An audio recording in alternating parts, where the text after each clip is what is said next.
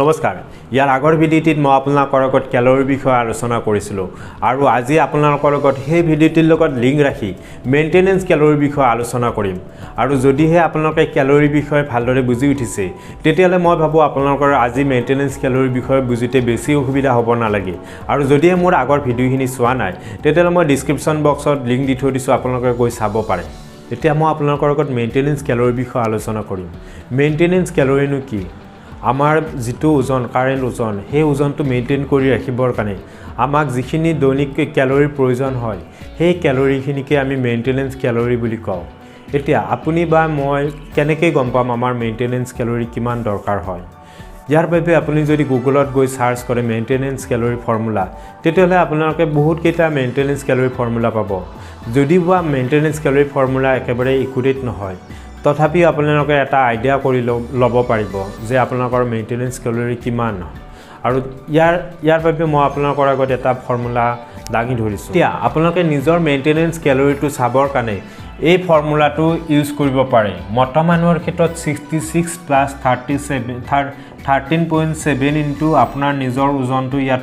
বহাই দিব plus 5 into উচ্চতাটো আপোনাৰ যিমান উচ্চতা হেতু সেন্টিমিটাৰ হিচাপত ইয়াত বহাই দিব তাৰ পিছত মাইনাস 6.8 ইনটু বয়স আপোনাৰ যিখিনি বয়স ইয়াত বহাই দিব তাৰ পিছত ইনটু এক্টিভিটি লেভেল হ'ব আপোনালোকৰ যদিহে আপুনি দিনটোত একেবাৰে পৰিশ্ৰম নকৰে বা আপোনালোকৰ ডেস্ক জব কম্পিউটাৰত এনি টাইম বহি থাকিব লাগে তেনেকুৱা ক্ষেত্ৰত 1.2 আপোনালোকে ইয়াত বহাই দিব আৰু যদিহে আপোনালোকে অতিকৈ কম পৰিমাণৰ শাৰীৰিক পৰিশ্ৰম কৰে তেতিয়াহলে ইয়াত এক্টিভিটি লেভেলত আপোনালোকে 1.3 ভৰাই দিব আৰু যদিহে আপোনালোকে মজলীয়া ধৰণৰ এক্সাৰসাইজ কৰে ৰেগুলাৰ তেতিয়াহলে আপোনালোকে ইয়াত 1.5 ভৰাই দিব আৰু যদিহে আপোনালোকে বহুত পৰিমাণৰ এক্সাৰসাইজ কৰে বা পৰিশ্ৰম কৰে তেতিয়াহলে 1.7 হ'ব আৰু যদিহে যিবিলাক এথলীট বা যিবিলাক লোকে অতিকৈ পৰিশ্ৰম কৰে তেনেকুৱা লোকে ইয়াত এক্টিভিটি লেভেলত 1.9 ভৰাই দিব পাৰে আৰু মহিলা মানুহসকলে আপোনালোকে এই ফৰ্মুলাটো ইউজ কৰিব পাৰে এতিয়া উদাহৰণৰ ক্ষেত্ৰত মোৰ মেইনটেনেন্স ক্যালৰিটো আপোনালোকৰ আগত উলিয়াই চাই লও 66 ইয়াতে লিখি দিছো মোৰ ওজন হ'ল 72 কেজি আৰু উচ্চতা প্ৰায় 172 তাৰ পিছত মোৰ বয়স 30 আৰু এক্টিভিটি লেভেলত মই মজলীয়া শাৰীৰিক পৰিশ্ৰম কৰা যায় সেইকাৰণে 1.5 ইয়াত বহাই দিছো গোটেইখিনি চাবলৈ গলে মোৰ মেইনটেনেন্স ক্যালৰি আহি পৰে প্ৰায় 2500 ক্যালৰি আৰু এইটোৱে হ'ল মোৰ মেইনটেনেন্স ক্যালৰি যদি আপোনালোকে ওজন কমাব হৈছে তেতিয়াহলে আপোনালোকে মেইনটেনেন্স ক্যালৰিতকৈ কমকৈ আপোনালোকে ক্যালৰি ল'ব লাগিব যাক আমি ক্যালৰি ডেফিচিট বুলি কওঁ আৰু যদিহে আপোনালোকে ওজন বঢ়াব হৈছে তেতিয়াহলে আপোনালোকে মেইনটেনেন্স ক্যালৰিতকৈ বেছিকৈ ক্যালৰি ল'ব লাগিব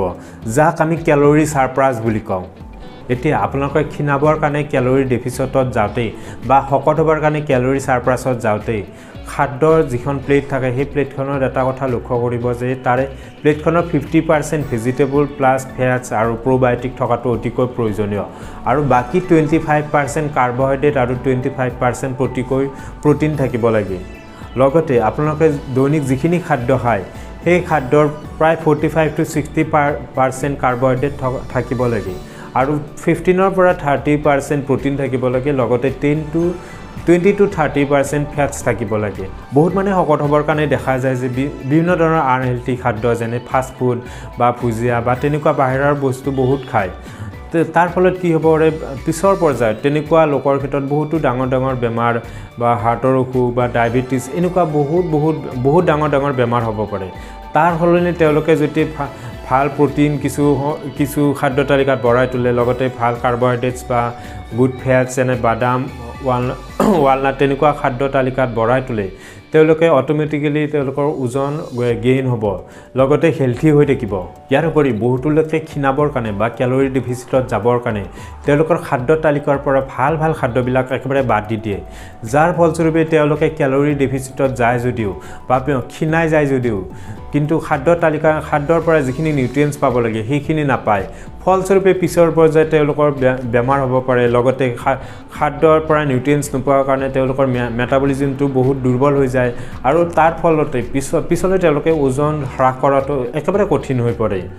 ইয়াৰ ফলত তেওঁলোকে যদি খাদ্য তালিকাৰ পৰা যিবিলাক অদৰকাৰী ফুডছ বা কিছুমান ভজা কৰা বস্তু খায় সেইবিলাক বস্তু যদি বাদ দি দিয়ে তাৰ ঠাইত যদি তেওঁলোকে কম ক্যালোৰিযুক্ত আহাৰযুক্ত খাদ্য ইনক্লুড কৰে বা প্ৰটিনযুক্ত খাদ্য ইনক্লুড কৰে তেওঁলোকৰ ওজন একেবাৰে অটোমেটিক্যালি অতি সুন্দৰভাৱে হ্ৰাস পাই যাব আৰু লগতে হেলথি হৈ থাকিব একেবাৰে শেষত আপোনালোকক কওঁ যে আপোনালোকে যদি ক্ষীণাব বিচাৰিছে তেতিয়াহ'লে আপোনালোকে দৈনিক 100 বা 200 ক্যালোৰি ডেফিচিটত থাকিব পাৰে আৰু তাৰ লগতে আপোনালোকে যদি ৰেগুলাৰ এক্সাৰসাইজ কাৰ্ডিও এক্সাৰসাইজ বা ওয়েট ট্ৰেইনিং এক্সাৰসাইজ কৰি থাকে তেতিয়াহ'লে আপোনালোকৰ ওজনটো ধুনীয়াকৈ হ্ৰাস পাই থাকিব আৰু যদিহে আপোনালোকে ওজন বঢ়াব হৈছে তেতিয়াহ'লে আপোনালোকে ক্যালোৰি সাৰপ্লাছত গৈ ৰেগুলাৰ ওয়েট ট্ৰেইনিং বা তেনেকুৱা এক্সাৰসাইজ ৰেগুলাৰ কৰি থাকিব তেতিয়াহ'লে আপোনালোকৰ ওজনটো ধুনীয়াকৈ বাঢ়ি যাব